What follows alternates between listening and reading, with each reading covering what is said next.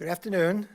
My name is David Jacobson. I'm the director of the Program in Judaic Studies here at Brown. I welcome you to our lecture. The Program in Judaic Studies has been intensifying its efforts to contribute to the discourse on campus about Israel.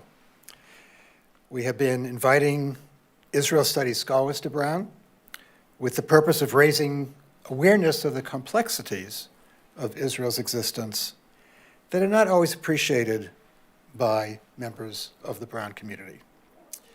This year, Dr. Omri Elmaleh has served as a visiting professor in Israel Studies in our program.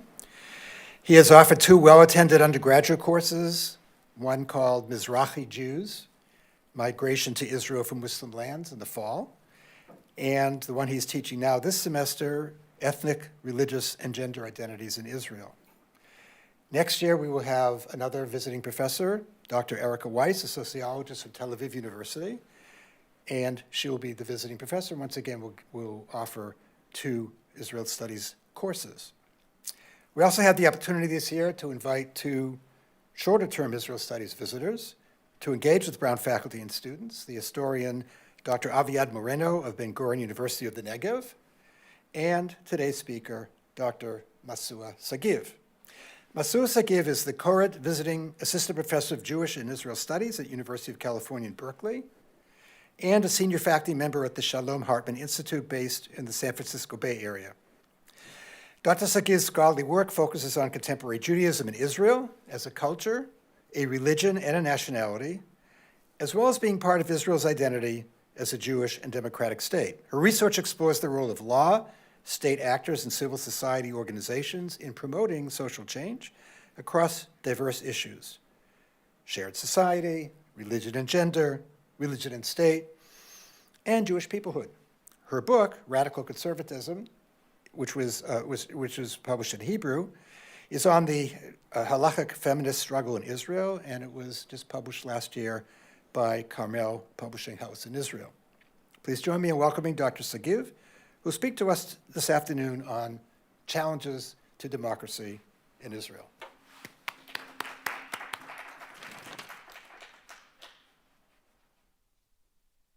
Thank you very much. Hi, everyone. Good afternoon. So, solidarity and social cohesion are crucial for a country's well-being, for a country's resilience, stability, and eventually also to its prosperity.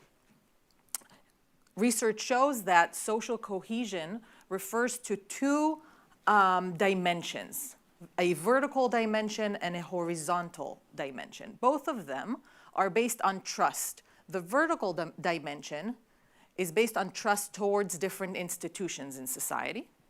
And the horizontal dimension is based on trust between different groups, between individuals, and between different groups in society.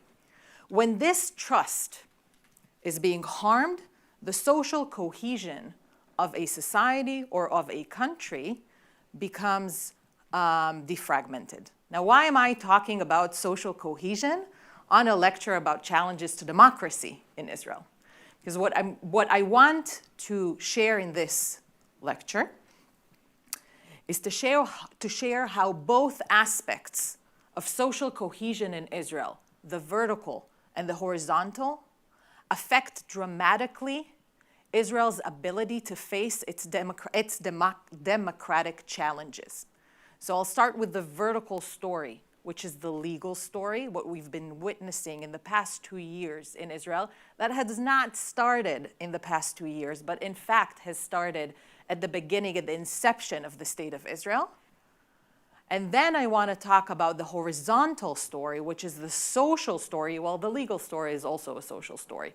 But the horizontal one is really the social story of the tensions between groups in society, and all of them affect Israeli democracy and its ability to be resilient as to threats versus threats from the outside, but definitely also threats in the inside.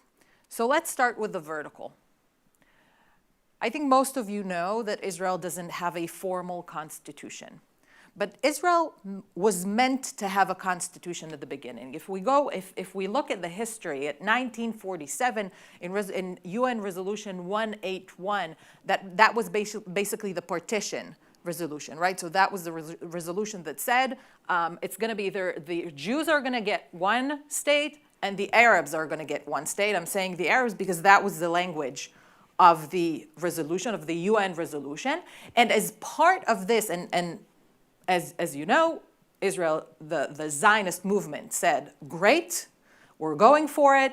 The institutions of the Arab society in the land at the time said, no, we want the whole of the land to ourselves. And as part of this resolution, Israel was required to adopt a constitution and to have a liberal democracy. In its Declaration of Independence in 1948, so we usually know the more idealistic parts, the more idealistic language of the Declaration, but there are also a few paragraphs there that speak about the institutions. A fun fact, the Declaration of Independence actually doesn't have the word democracy in it, even once. So it doesn't say that Israel will be a democratic state. But if you look at the specification of the institutions and the ways and the commitments, it is very clear that it is meant to be a liberal democracy. And indeed, Israel is saying in the Declaration of Independence, until October 1st, 1948, we will adopt a constitution. Right after the state is established, the War of Independence is outbreaking, has started, and no one has any patience or thought of adopting a constitution. But even when the war ended, our politicians, the legislators, they just couldn't agree on what the constitution will have. Now, usually every constitution that you'll see has three elements in it. First element is the element of the identity, like the we the people. Usually it's in the preamble of the Constitution. What are our values? What is this country about? What is unique in this country? So that's the ideology piece. Second piece is the relationship between the branches, between the different branches, right? So the legislature, the executive, and the judiciary. And number three is a Bill of Rights. All of these elements, even though not through a formal constitution, still exist in Israeli law and in the Israeli legal system. But when you have to go into the details of what exactly will be in this constitution, then they couldn't reach an agreement. Some of the things were easier, other things were not easy at all. Will equality be a part of Israel's Bill of Rights? On the one hand, Israel in 1950 legislates a law that is unprecedented in the liberal world, which is women's equality law, 1950, before many, many, many democracies in the world. But on the other hand, Jewish religion is not exactly equal towards women, and there are some things, and if the state of Israel decides, and it decided, to adopt Jewish law in family law, meaning in marriage and divorce, if you want to get married and divorce in Israel, you have to do it through Jewish law. You have to do it through the rabbinate. I can't have equality if that's the case. So I'll put equality in my constitution, but then what will happen when I want to apply my Jewishness, the Jewishness of the state? So this is just one example. And David Ben Gurion, the first prime minister of Israel, is coming to the Constitutional Committee, and he's saying he has a lot of reasons why he doesn't want a constitution. But among others, he's saying, I know that the population in this young country will grow. And I know that there are potentially many more Jews that will come. Will we decide for them what will be in the Constitution? It feels very undemocratic to me. So in the meantime, no constitution. I'm going to skip on this one because what we see here is the procedural process that usually you have a constitutive committee and a legislator. Usually, they're not the same entity because they have different interests. If you're a legislator, your interest is to represent the people who voted for you and to be voted in again. So you won't do things that are unpopular and very much long-term, which is what a constitutional drafter should do. What happened in Israel is that at the end, in 1949, the Constituent Committee is giving its powers to the legislator. So that means that everyone that sits on the Israeli Knesset today are both legislators and drafters of a constitution, potential drafter of the constitution. Now, what do we have instead of a constitution? In 1950, Harari was a member of the Knesset, and he said, you know what? Okay, I get it. We cannot agree on a constitution right now. Let's write it in chapters. We'll write it chapter after chapter. We'll call each chapter basic law, a basic law, which is higher, in a higher status than usual laws, because it needs to be in a higher status. And at some point, hopefully it'll be close, we'll take the whole thing and we'll turn it into a constitution. 77, 78 years later, we still don't have a constitution, but we have a variety of basic laws. Now, what's the thing about these basic laws? When you have a constitution, it needs to be strict. Because you don't want every 3 years that the Constitution would change according to political interests. So it has to be strict, and it has to have a special procedure to legislate it. In the US Constitution, I don't know if you know that, it's almost impossible to change. It's almost impossible. You have to 2/3 of this and 2/3 of that, or and 3/4 of that. Impossible. The Israeli Constitution, it is incredibly easy to change. All you have to do is have a simple majority in the legislature, in the Knesset. All that you have to do, let's say that all of this is the Knesset. I don't even have to bring all of the members of the parliament in.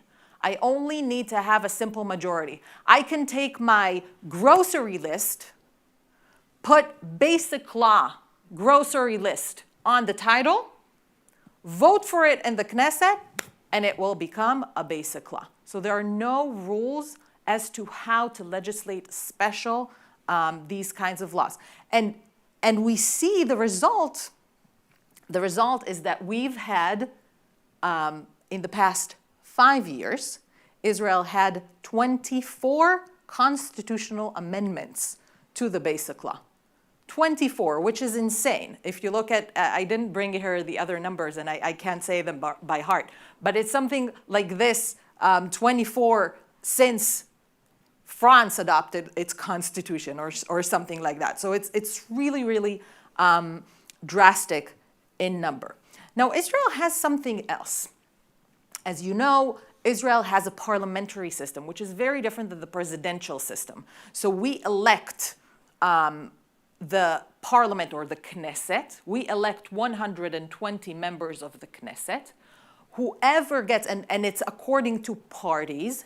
I don't vote for Benjamin Netanyahu or Benny Gantz. I vote for the party that they are the head of. And then the party that gets the most, usually gets the most votes, but that's also, there are some exceptions, but the party that can form the coalition, meaning 61 or more members of the Knesset, get the mandate to form the government.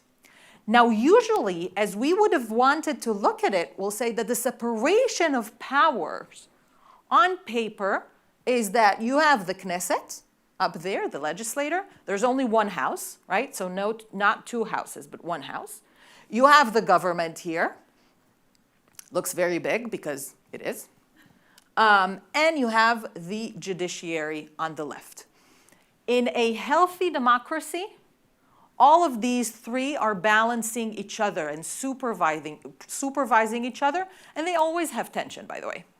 everywhere, in every democracy, in U.S. history, in Israeli history, there was always a tension. But the thing is that in practice, because the government is chosen from the coalition in Israel, and the ministers are actually also usually members of the Knesset, then that means that the government controls both the government and the parliament. And that means that the only balancing power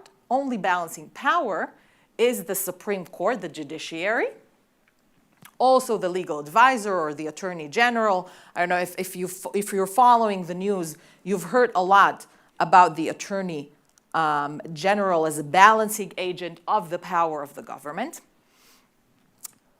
And I've told you here a really nice legal story, but this is not only a legal story, not at all. This is a very much so social story. Because what happens is in 1977, until 1977, the Labor Party basically controls Israeli politics. A Labor Party that is also very Ashkenazi, very secular, controls the Israeli Knesset.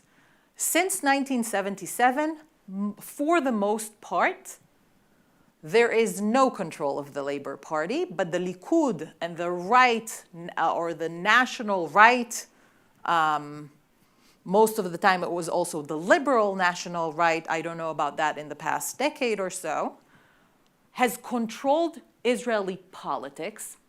And as a response, Israeli liberals, instead of trying to fight in politics, what they did, once and again, they would go to the court and they would try to get the court to decide on things. Instead of fighting in the political field, they went to the court as activists. And what happened is that the court, and the court listened. So matters of equality, matters of enlistment of the Haredis, matters of segregation between Ashkenazis and Sephardis in schools of Haredis population. I can give you 1,000 examples where the Supreme Court ruled not only on matters of human rights, but also on matters of politics. So what happened, fairly or unfairly, okay? I'm gonna say here what the situation is today, is that the perception is that the Supreme Court is an activist court, which it is, but it's an activist court that is Ashkenazi versus the Sephardi, Mizrahi Knesset and government, meaning it's more Ashkenazi, more from the European countries versus more from the Arab countries, right? Even when it's not true anymore. The Supreme Court is perceived as not caring about Judaism, but only about democracy, whereas the Knesset and the government represent Judaism and the struggle for the Jewishness of the state. And the court is perceived as being left-wing, whereas the government and the Knesset and the people are mostly right-wing. Now, some of this is due to populism, but a lot of it is due to the Supreme Court's behavior throughout the years from the 1990s and until now as a very activistic court. Now, 2 years ago, what happened 2 years ago, with the last election in Israel, it's even more than 2 years now, almost 2.5 years ago. 2.5 years ago, the last Knesset, the last government in Israel, Benjamin Netanyahu, becomes a prime minister, becomes a prime minister after 1 year that he was away from the prime minister office. And he forms a government that is extremely right-wing. And the members of the government, specifically the Minister of Justice, Yariv Levin, and the head of the Constitutional Committee are saying, it's time to change how our legal system is working. We feel for too long that we cannot apply our policy because everything that we do, the Supreme Court is canceling, is invalidating. We need to change how the court is working. And so he introduces a legislation package that basically, and I don't want to get into too much details here, but basically what it does is it takes most of the power of the judiciary to be a balancing power on the government, and it gives a lot of power to the government, mostly through limiting judicial review on the acts of the government and trying to take control over the appointment committee to Supreme Court justices. Now, the way that Supreme Court justices are appointed in Israel is very different than the US. It never was politicized. It's a committee that is balanced between representatives of the judiciary and representatives of the political sphere. And it was always, not always, but ever since the 1990s, and definitely since 2008, with a different amendment to the law, it's very balanced. So both the judiciary and the political actors have veto powers, meaning they have to agree on candidates to be Supreme Court justices. There was another change to this last week. Maybe I'll mention it. Maybe I'll mention it later. So this is the story of the legal reforms. As a response to the legal reforms or judicial overhaul, it really depends. When you hear someone speaking about this, listen carefully how they frame it. If they say legal reforms, they're mostly supportive of it. If they say judicial overhaul, they're mostly against it. This story initiated, I think, the largest protest movement the world have seen. At this point, it's in this level.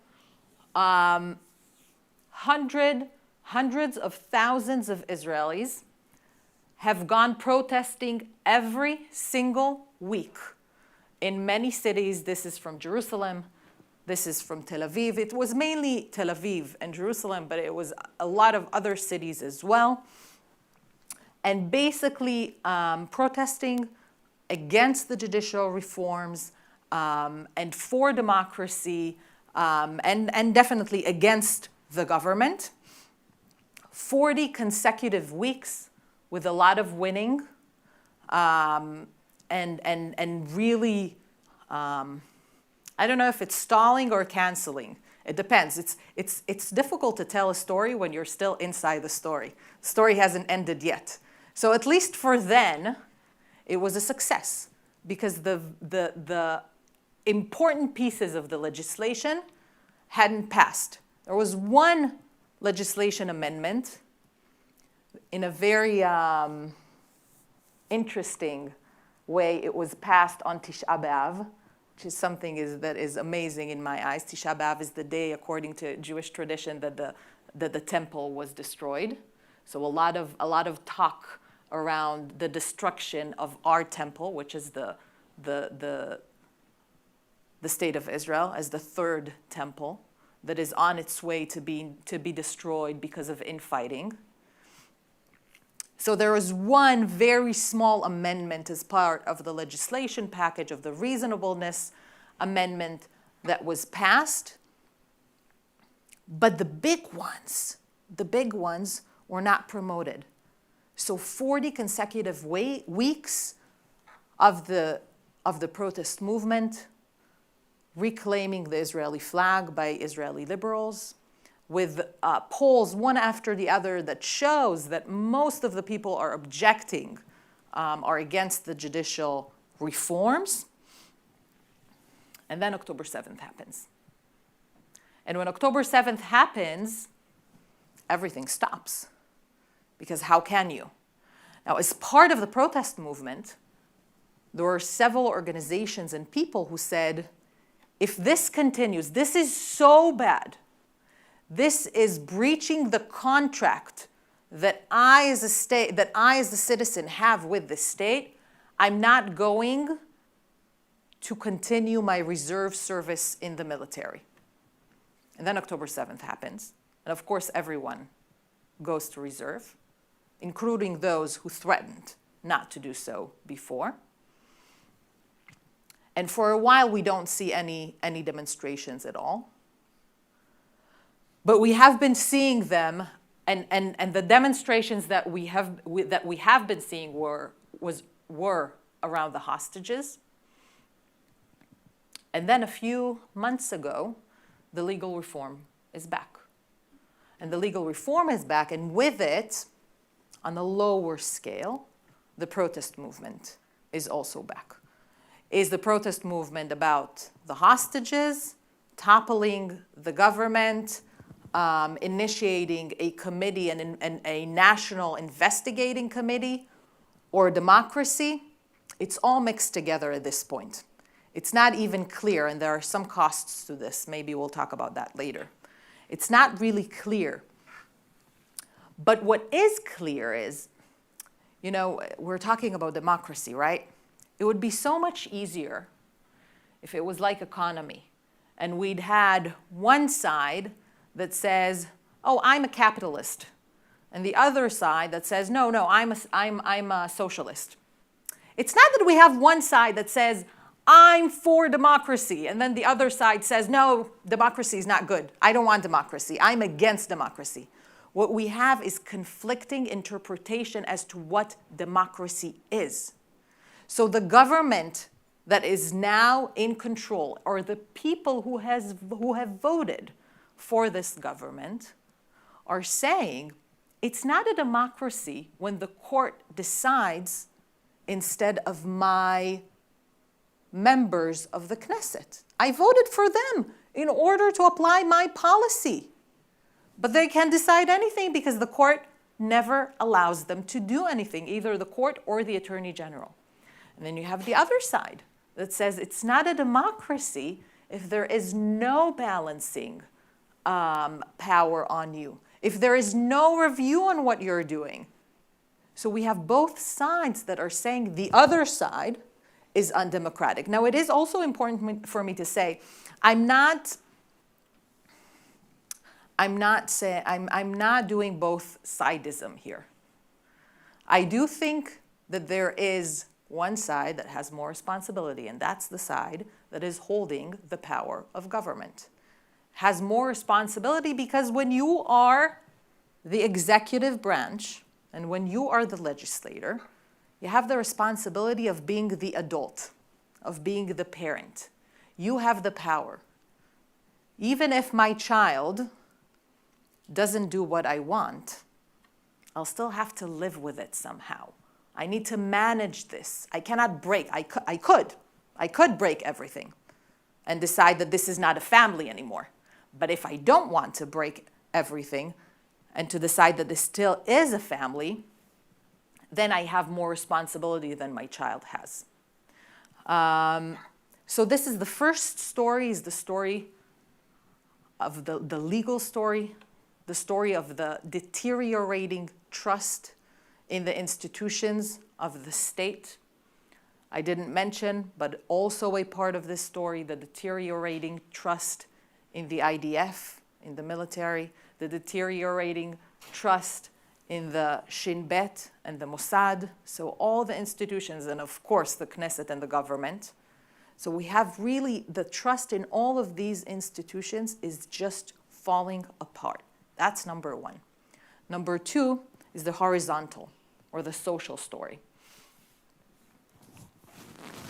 Israel's consisted of 4 tribes. This is the famous speech of former President Ruvi Rivlin. And this is the data from 22-23. But the 4 main tribes, before we go to the numbers, the 4 main tribes are the secular, religious Zionists, Haredis, and Arab Israelis.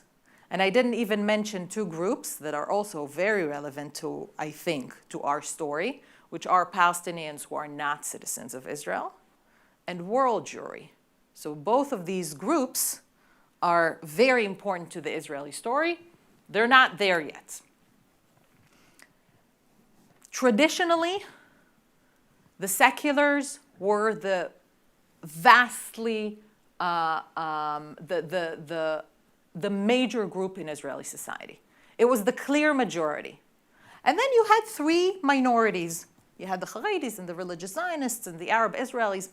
Now, when you are a minority, a consciousness of a minority or a mindset of a minority is, I have to defend my own group and my own society. So everything that I do is making sure that my group will have the ability to make sure that my group's identity and culture and ways of lives are protected from the majority. That's what I need to do as a minority. If I'm a majority, I have to take care of everyone. I'm thinking about all of the state. Now, what we're seeing demographically is that the clear division between seculars and the rest is not as clear as it was before. So I put the religious Zionists here, I put in blue because it's very unclear to statisticians, I don't know if I said it correctly, how to count them. Because is it a self-identification? Should we go through according to if you keep Shabbat, if you pray 3 times a day, if you keep kosher? So it's between 12 and 22%, where the gap here, what we really need to do is create a subsection of masortis, of people who are traditional, who are not exactly secular and not exactly religious. But according to the last data that I saw, it was 22% religious Zionists, 12% Haredis, but 25% of first graders in Israel are Haredis. So even if now, right, so this is a bit complicated. On the one hand, the Haredis are the fastest growing population, not just in Israel, but in the world. But if you look at this, and this is just from the past week, if you look at the data, it shows that in the younger population, in the younger age group, there's a high percentage of leaving the Haredi society. So it's not very clear as to where this trend is going, whether they're going to stay 12% or not. It is very weird to see that you would expect, if you go back former elections, you would expect to see that the Haredi parties are growing, right? Because their birth rate is very high, but they're not growing. And one of the explanations for it is that a lot of the Haredi population are leaving the Haredi population. These days, most are joining the religious Zionist population. And there are reasons for this, maybe at a later point. But what happens is, at the beginning of Israeli history, at the beginning of Israel, all that the religious Zionists and the Haredi wanted was to keep their interests intact. So for the Haredi population, it was, let us have our yeshivas, our educational institutions. Let us rebuild the world of Torah that was destroyed during the Holocaust. And we'll do that by give us a few hundreds of people who will not enlist to the military, but will keep on studying Torah. And I don't really care. What we want, the religious Zionists and the Haredis said, what we want, you deal with foreign policy and everything that you want. We want a monopoly on Judaism. We'll make sure that this country will be a Jewish state because we don't trust you, the secular. So we will make sure that this state is a Jewish state. All the rest you can do. In the past 2 decades, we're seeing that especially the religious Zionists, but also the Haredis, are having more and more claims on the general state, on foreign policy, on education, on everything that is happening in the public square in Israel. But they also work in a very sectorial way. meaning it's very important for them to have separate educational institutions. It's very important for them to receive budgets for their own populations. That's what's happening in these societies. And in the past 2 years, the secular society in Israel, which is mostly liberal, has been feeling that as I said it before, that the contract that we had between the different groups in society and with the state is being breached by the government, because you take care of the Jewishness of the state, but now you want to take care of the democracy of the state, and you want to actually ruin the democracy of the state. So maybe we should also start acting like a sector. Maybe we should also start to be sectorial instead of taking care of everyone. And when and the question that every society, that every group in Israel has to ask itself today, am I a minority or am I a majority, is one of the most important questions for Israeli society and for Israeli democracy these days. I didn't mention the Arab Israelis much.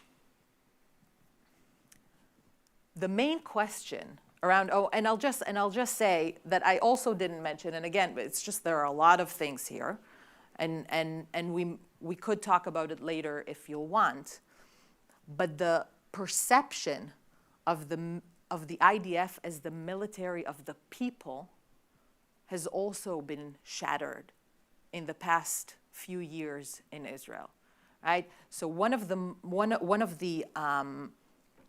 most important ethoses in Israeli society is that we are the military. All of us send our kids to the military. You know, when it's at one of the meetings, sessions that I had around the war, someone asked me, but how do you know that there isn't a genocide going on? I mean, you don't know what's exactly happening in Gaza itself, right? How do you know that there is no genocide? So I spoke about the legal factors, but I said something else, and I said, I know that because the military is us, as opposed to the United States, where you don't often know, not everyone know who people from the military, right? Soldiers, it's not something that everyone knows. In Israel, the military is my niece, my nephew, my cousin. It's like every single one of them. And that, maybe I'll say in brackets, I'm not saying that there aren't war crimes in this war, as in every other war. But the idea of the military, and tell me later why you're upset by what I said. I'm really interested in hearing, okay? I'm glad. It's good that you're upset, but tell me later. Or tell me when it's time for questions in just a few minutes.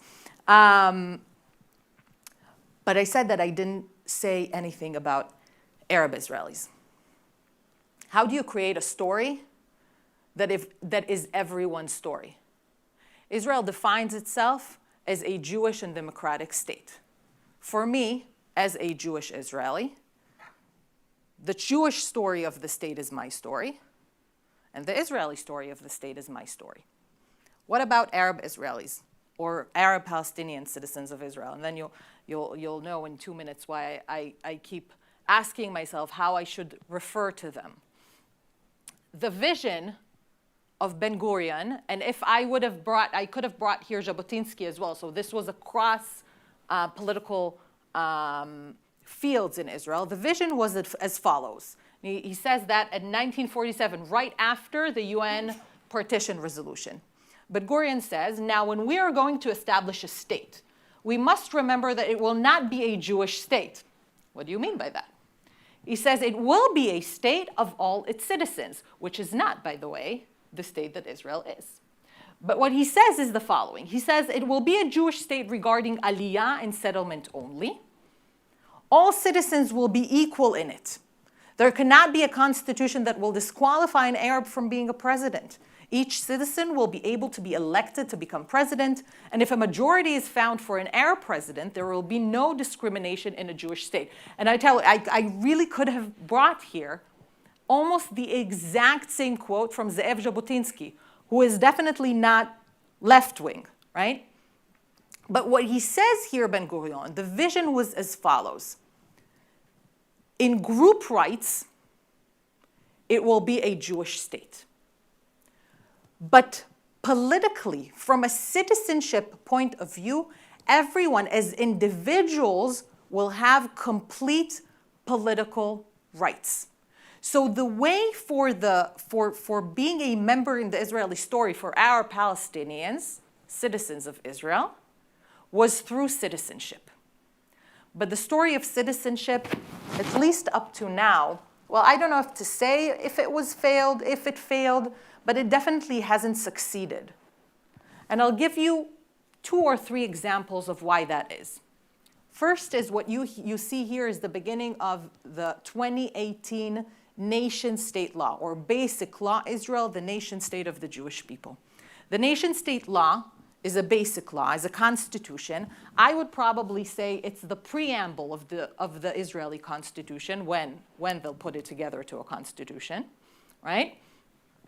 It was very controversial, not necessarily because what it said, but because what it didn't say. Because the language here is very similar to the language of the Declaration of Independence.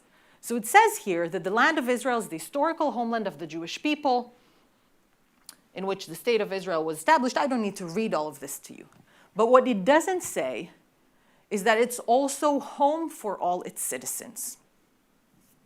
That's number one. And the Arab Israelis, including the Druze in Israel, who are very, very Zionists, were highly insulted by this law. From a research that I saw that was done by several universities, when Arab Israelis read this law, when Jewish Israelis read this law, they say, there's nothing in it. It's just declarative. When Arab Israelis read this law, they say, oh, this allows now to legally discriminate me in housing, voting, and hiring. The law says nothing about this. Nothing, but that's how they read it. That's number one. Number two, in 2019, as part of an academic research, people were asked the following question. To be a real Israeli, you must be Jewish.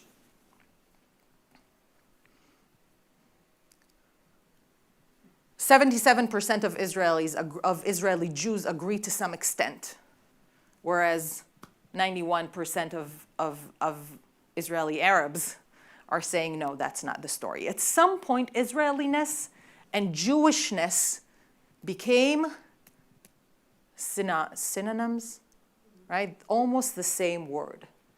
Every couple of decades, there's a group of Israelis that are filing petition to the Supreme Court saying, I want there's registration in every country that registers details on you. One of those details are nationality. And the nationalities allowed in Israel, other than some esoteric ones, are Jewish and Arab. Not Israeli, not Palestinian, not any of those. It's Jewish and it's Arab. So every couple of decades, a group of Israelis are filing petition to the Supreme Court that are saying, I want to be registered as an Israeli, not as Jewish, not as Arab, but as an Israeli. And every 2 decades or so, the Supreme Court says, I haven't found a proof yet that there is an Israeli nation that is separate from the Jewish nation. I can understand if you feel that in your heart, but I haven't found proof yet. At the same time, after or following October 7th, we're seeing 2 trends in this regard of Arab Palestinians or Arab Israelis. The one trend that we're seeing is a lot of fear, both among Arab Israelis and among Jewish Israelis, that fear each other. Just think of that Arab Israelis consider their people to be, or most of them consider their people to be the Palestinian people. Now, and they're seeing Israel fighting a war against their people. And at the same time, Jewish Israelis are considering the Palestinians as their enemy, right? So who are you, this 21% of Israeli population? Are you a part of us, or are you a part of our enemy? So that's number one of a trend of fear. We have been seeing, hold on, why can't I? Here it is. We have been seeing, this is a survey done by the IDI, by the Israel Democracy Institute. It's something that has been done, they're asking the same questions for a long period of time. And this question says, how much do I feel a part of the state of Israel and its problems? A month after October 7th, a peak of 70% of Arab Israelis are saying, I feel a part of Israel's problem, of the state of Israel and its problems. We never had such a number. I don't know if you see here. This is from 2003 and forward. So there are 70% of Arab Israelis that say, you know, when Hamas infiltrated Israel on October 7th, they didn't distinguish between Jews and Arabs as long as they were Israelis. And there were amazing stories of heroism of Arab Israelis or Arab Palestinian citizens of Israel that were rescued Jewish Israelis. It's also not exactly sure how the Arab Israeli society in Israel define itself. So this is from last year, exactly a year ago. This is a research by JPPI. And look, if you look, the dark blue here is the whole of the Arab population, and we see the green are the Muslims, light blue are Christians, and orange are the Druze. The majority of Arab Israelis in Israel are Muslims. But if you take all of this, right, you see here? If you take all of this, this is the question is, if you were asked to define yourself, how would you define yourself? What's the best fit? So we have 14% say Israeli, 14% say Palestinian, 24% say Arab, 29% say Arab Israeli, 13% say Palestinian Israeli, and 7% say I'm none of the above. What that means is that there's a double 27% sees Palestinian as part of their identity, 56% see Israeli as part of their identity. So it's a very conflicted group. So what we have here, if I go back to this, what we have here is a social story of very complicated relationship between groups and between being a majority and being a minority in Israel. Take together both the vertical and the horizontal levels. What do you do? How do you move forward when you have such distrust among different groups in society and between different institutions? And all of this is happening in the middle of the longest war in Israeli history. What do you do? How do you move forward? There are two approaches, and I'll finish with them. One approach says, this one, Israel will remain free. One approach says, I need to double down on my values. I need to fight for democracy. I need to fight for Israel that once was.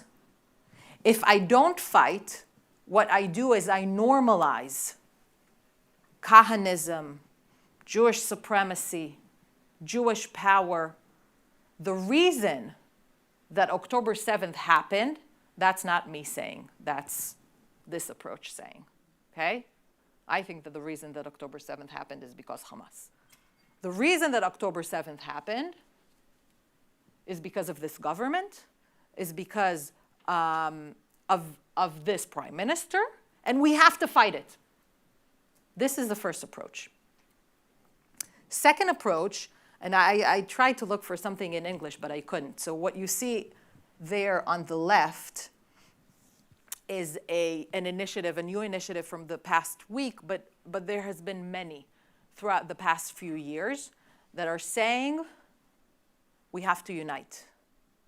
We have to double down not on our values, or yes on our values, but the most important value is actually solidarity, is actually unity, is actually being together. Because what brought October 7th on us is our infighting, is that we weren't standing together, is that we are incapable of speaking with each other as different groups in society. We need peace among ourselves before we can do anything outside, facing outward.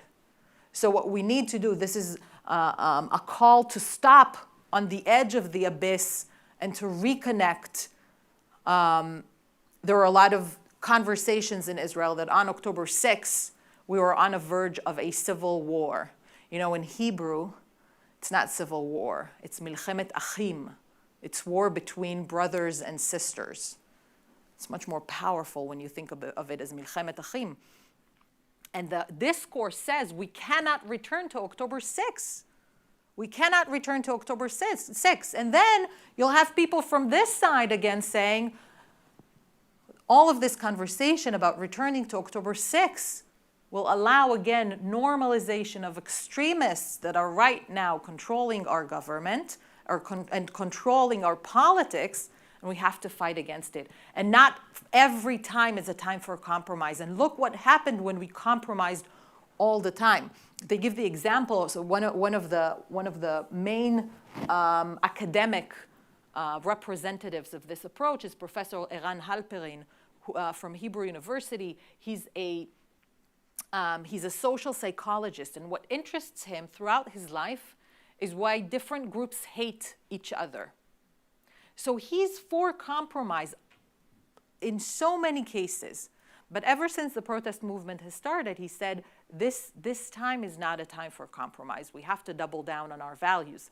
And the example that he gives, he says, in the 1980s, when Rav Meir Kahana was a member of the Knesset, right? So a Jewish supremacist, right? When he came to the podium to speak, and no one silenced him because it was his right to speak. But then Prime Minister Begin from the Likud led all the members of the Knesset to leave the Knesset. You may be allowed to speak, but I don't have to listen to you. And today, he says, today the Prime Minister not only is not leaving the House, he's the one who's providing the door, who's opening the door to very extremist views to come into the Knesset. So I think that if I had to define, and I'll finish with this, the main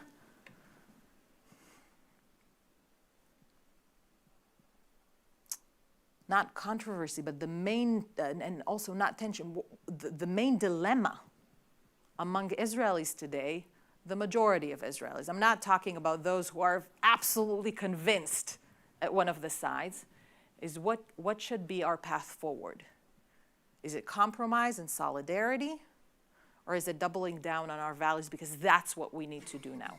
So I think I'm going to hold now, I'm going to stop now, and I'll open for questions about everything up to here and more if you want. If you want to speak, raise your hand. I'll give you a microphone so that people will be able to hear you on the live stream.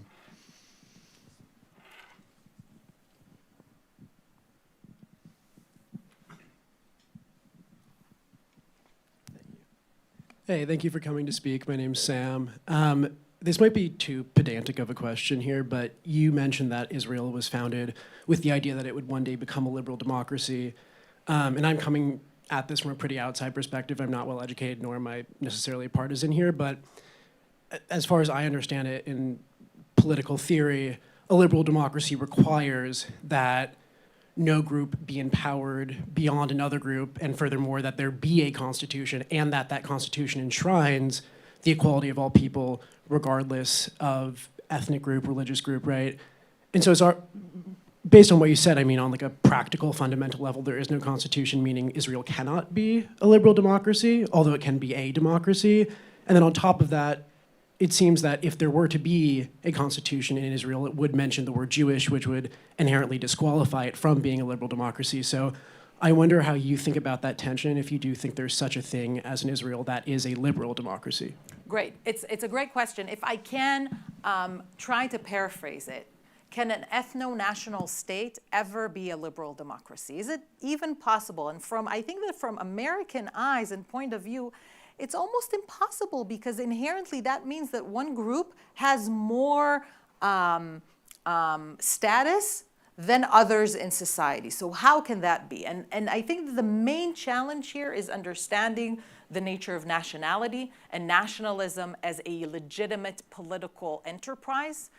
So in that sense, I have to say America is a minority in the world, because most of the world is actually national, is actually built on nation states, and nation states by definition has some sort of preference to one nation over other nations. So that's in general. But here it's an ethno-national state. And when it's ethnic, it sounds suspicious to us. How can it be equal when it's not, when it's an ethnic state? So there is definitely a tension. What Israel tried to do in order to deal with this tension is exactly what Ben-Gurion said. We need to distinguish between groups and individuals. From the state will be blind towards your ethnicity on the individual level, and only on the group level, it won't be blind. And it's a way to say, but there are actually two values that are really, really important for us. And we want to try to hold both of them together, because it is very important for us to be liberal democracies, because the founders of Israel has come from a tradition. Some of them came from East Europe. But those who came from West Europe came from a very strong democratic tradition. So it's important for them that it would be a democracy. And they're trying to go around and to say, but it's also important for us that it would be a Jewish state. So how can we achieve that in a way that will allow everyone to be equal? I think that my argument would be we're not doing well enough on the group level. What I would want to see is the Israeli story being a real story that unites everyone, and then it would be much easier. I have a friend who's a professor in Israel who said, think about the following exercise. What would happen if Israel chose, at the beginning, not to call itself Israel, but to call itself Zion? What would I be as a citizen? What would I be called? Zionist, right? Can you even conceive 21% of Israeli population walking around the world saying we're Zionist? It's a weird exercise. It was one of the options, by the way. But the Israeli story today is almost that. It's almost that. The Israeli story is still not something that is independent, and it's one of Israel's challenges. I'll just say, I don't know any one democracy that is managing to do all that it aspires for. All democracies are flawed. And I think it is very important to say these are our aspirations. I know it's very, very difficult to achieve them. But here are the ways that I'm going to try, which I think Israel has done for a long time. Is it doing well enough? No. But that's okay, because that means that we have a lot of work to do, and hopefully we will. I mean, I don't know if it's okay, but it is what it is.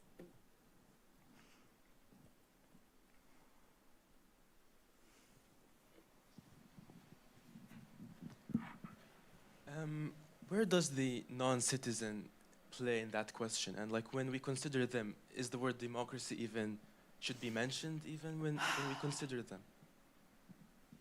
Such a good question. I think that for a lot of Israelis,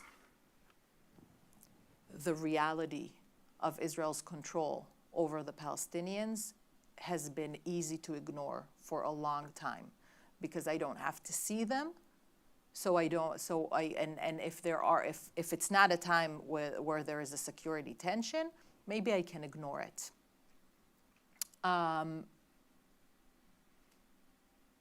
Originally, in 1967, when Israel took control over the areas over Gaza, over the Judea and Samaria, who's the West Bank, that is the West Bank, and then it was also Sinai, the idea was that it's temporary. It's only until there would be a peace agreement. But a peace agreement never arrived. And we have found ourselves in a situation, there were initiatives that has become little and little as the time passed, right? In the past 20 years, maybe in 2008 we had something, but there's no serious initiative, peace initiative, or even discussions. One of the questions are, who's the representative in the other side?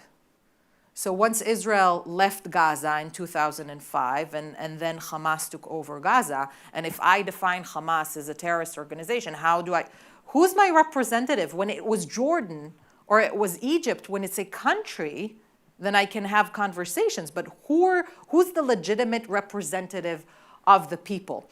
What we have, the reality right now, and I think that Gaza and the West Bank are different cases, because Israel's not controlling, did not control Gaza and is controlling the West Bank to different, in different parts, right?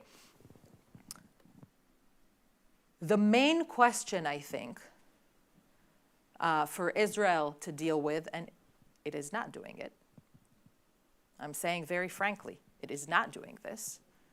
What do you do when you are de facto controlling another people that is not, in fact, part of your citizens? It's a real question. I think there are good excuses why not to deal with it, because it's an enemy entity.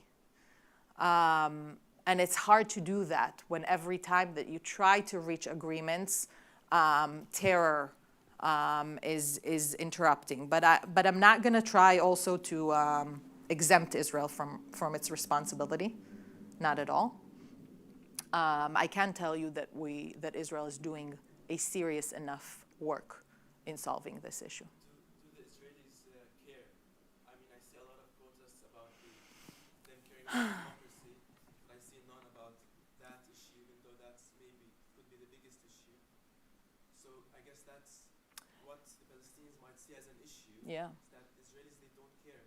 Therefore, when you say that, I know the IDF isn't committing genocide because they're part of us, I mean, we don't see you caring. That's the issue. Yeah. So I'll tell you two things.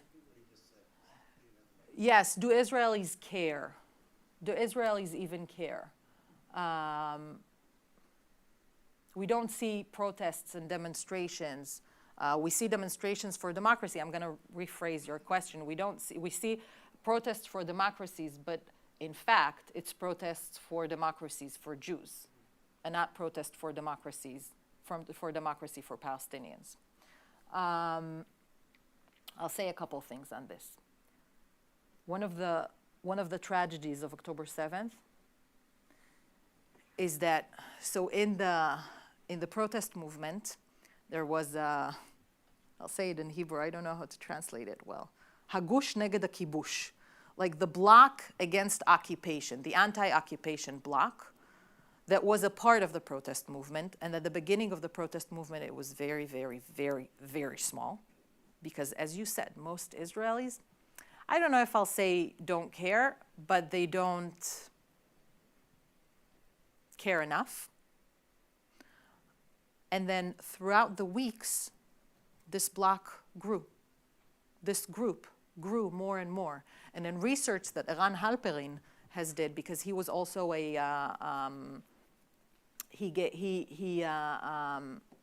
was a consultant to the protest movement. He has an activist academic center in Hebrew University called the Accord Center, and he did surveys. And he saw that the bloc that is saying it's time to talk about the occupation again is getting bigger. And then October 7th happened. And I'll tell you now a hard truth. You'll talk with Israeli liberals right now, and they will say no to a Palestinian state. Because they say, we'll have a Palestinian state, and we'll have October 7th not just at the envelope, the Gaza envelope. We'll have an October 7th at the outskirts, everywhere, in the outskirts of Israel, in Tel Aviv, in Yerushalayim, everywhere we'll have it. And we cannot afford, if it's democracy or security, we'll choose not to die.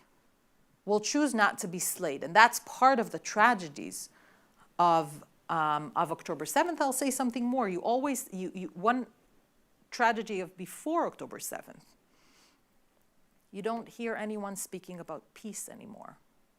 You barely hear the word peace in Israel. Even the left wing, and the left is very small in Israel. There are liberals. The liberal camp, I think, is the majority in Israel, but the left is not. It's very much a minority. And even them are barely speaking about peace anymore because of fear, because of terror, because of the ability of the government to use fear in order to promote itself.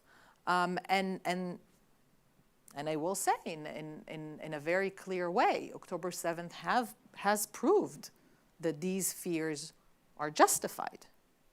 So that is part of the tragedy. Do Israelis care? I think that I'm thinking how to frame this, how to phrase this, what language to use. It's all so delicate. They feel with the Palestinians. No. Well, doesn't that raise an issue where a genocide would happen? That's the question. Oh, hold on. I'll if you want, I can say something about genocide, but I will say that I think that one of the central moral problems we have in Israel right now is lack of empathy towards Palestinians. And I will tell you, I'm going to be very candid here. The first few weeks, I didn't have any room in my heart for empathy because of the shock, because it was such a shock. And the stories are horrifying stories. And still sometimes I have to force myself because they're my enemy. But what do you do when you're stuck in the same piece of land with that people, right? And no one's going anywhere. I don't, whatever plans are being perceived, no one is going anywhere. Not the Jews and not the Palestinians. Not the Israelis and not the Palestinians. No one is going anywhere. Is lack of empathy, and I will use even a harsher language, dehumanization. There is definitely dehumanization of Palestinians. Can it lead to genocide? Potentially, maybe. Because this is not a lecture of whether Israel is committing genocide, what I said wasn't my legal argument, right? It was my social argument. If we want to talk about the legal argument, I would love to do that. There is no genocide. I am saying as a legal scholar, and you can definitely not disagree with me, which is totally fine. I'm also coming from a very clear standpoint, right? Because I'm an Israeli, and because you also know that that I'm a stakeholder, because I have many relatives in the army, right? And many friends and relatives who are right now in Gaza. But I will also tell you that I, as opposed to many Israelis, do empathize, and my heart is absolutely breaking on the destruction that is happening right now in Gaza. It could lead to genocide. I don't think there is genocide. I think we need to take care and to deal with the lack of empathy and the dehumanization in Israel towards Palestinians. At the same time, I think it's also understandable. Dehumanization Yes, on both sides, because among Palestinians, there is dehumanizations towards Israelis. And I think that when you have enemies and when you have both leaderships who are very problematic leaderships, I'll tell you why maybe I'll do this way. You know why I try to understand people? Because I want to change them. I want to change them. If I want to change what I see as immorality in Israeli society, I have to understand where it comes from. If I want to change, if I have several colleagues who are Palestinians that we go from place to place and we try to speak with students. If we both want to change our societies, and I very much want to change my society, I have to understand where people are coming from.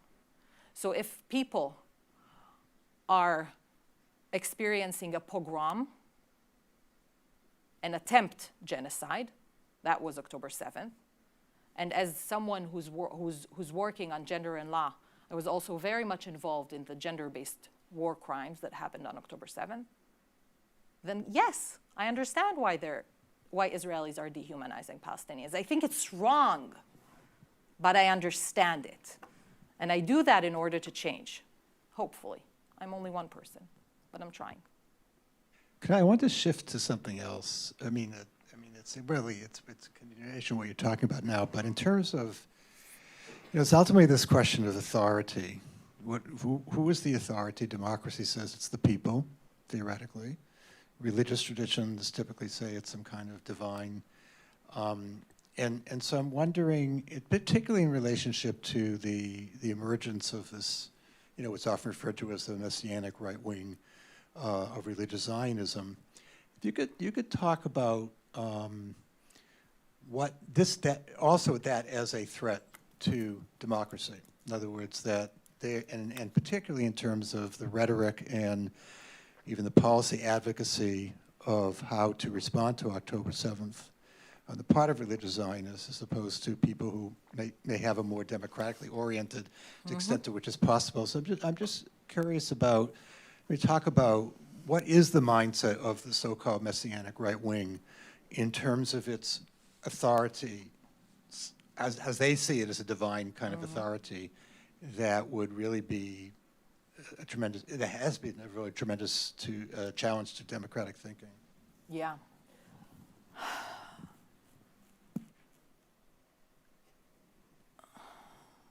To a large extent, religious Zionism is playing, or the political party named Religious Zionism, is playing a key role in the ruling in Israel and also in the conducting of the war. This party of religious Zionism believes in glorifying Jewish power. It comes from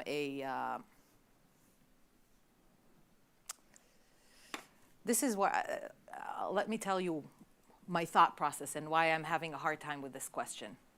Because I consider it as anti-Jewish. They hijack Judaism. They hijack Judaism in order to say this is the divine authority that says Jewish power. But in fact, what they are a product of populism, fascism, modernity, not Judaism. This is not the values of Judaism, of religious Judaism, of observant. That, for that reason, I'm having a hard time to say they're claiming this to be Judaism and therefore in tension with democracy.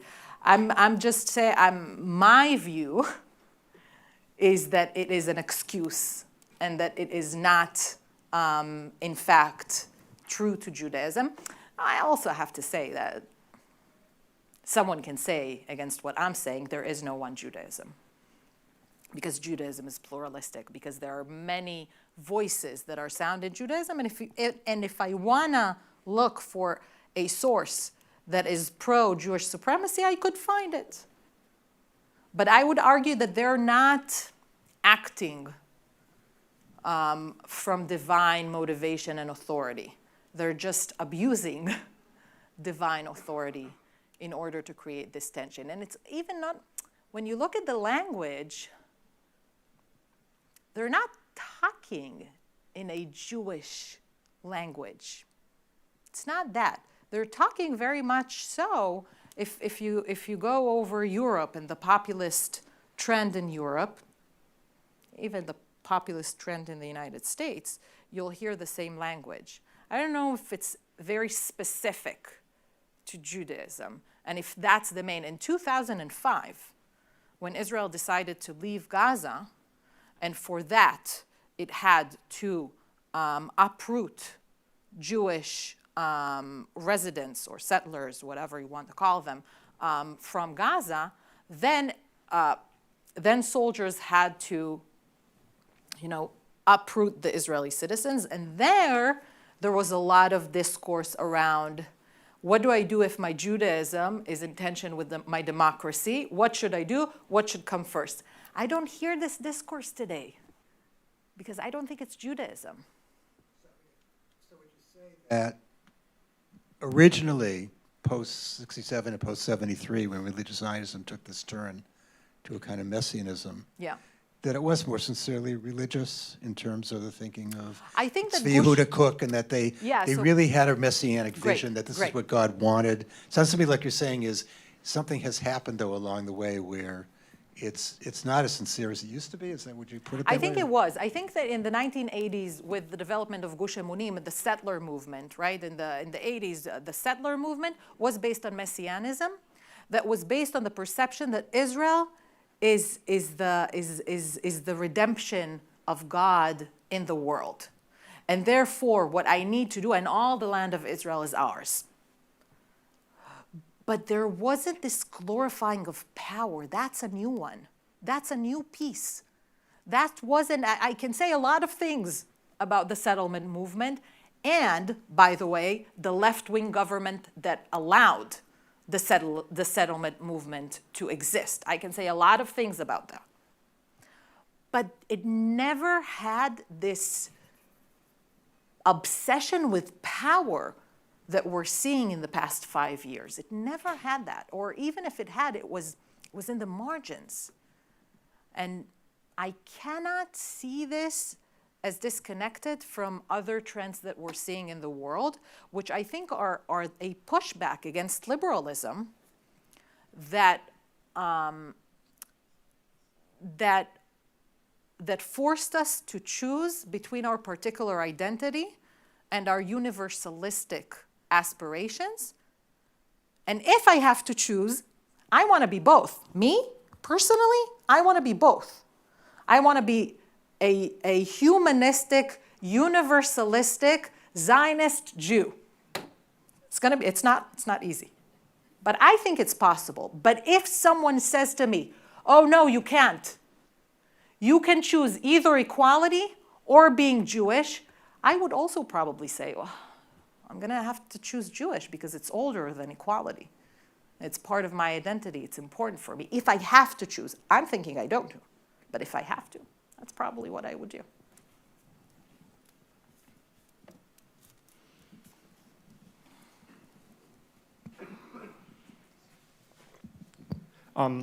Do you think that this push towards violence in the far-right religious Zionist camp might be a forced response to the Second Intifada and other violence that has forced this? And if so, is it that they're going with the Trumpism that's taken over the world, or is it a response to the only way they see to solve this problem at this point? It's a very good question. I think it's both. So I think, yes, definitely. I'm not easy to put aside terrorism as a factor that really affected how Israel dealt or didn't deal with the conflict. The fact that every single time when Israel tried to do something, there was a wave of terrorism targeted against civilians. So it's not no separation between military or citizens or settlements and not settlements, all of Israeli settlements, according to this view, has definitely been a part. Because so what Israelis are saying, there is no solution. We tried and tried and tried and tried. There is no solution. So what we need to do is just manage the conflict. You can't really manage the conflict. But if you think that there is no other solution, then that's what you'll try to do. To that comes the global trend of populism and power, and also corruption. And because this government is also at least charged to be one of the most corrupt governments in Israeli history, according to the trials. But then when you put all of this together, then you reach this point. Yeah. There is no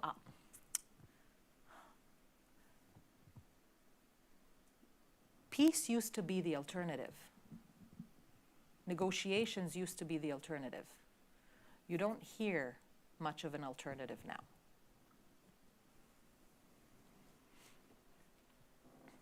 The questions, I'd like to really thank Dr. Masua Sagiv. Wait, hold. I can't finish you with make this a final depressing. statement. With the, That's a bad note this, to that. This is a bad place to finish. I'm going to give you a chance to lift our spirits to some So extent, here- and then so I here's what will I'll do. thank you for the. So here's what I'll do. You know, when I came to America 3.5 years ago, and I'm returning to Israel in the summer with my family. So when I just came to America and people would ask me to lecture, they would always ask me, but listen, but finish with something hopeful, okay?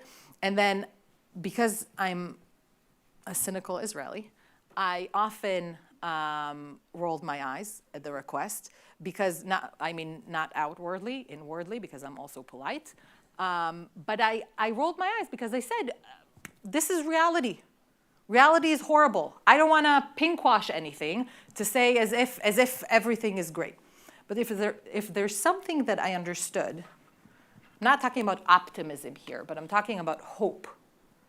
If there's something that I understood, it is that hope is not just something that is nice to have, but it is crucial unless you're saying, I'm out. I'm giving up on this.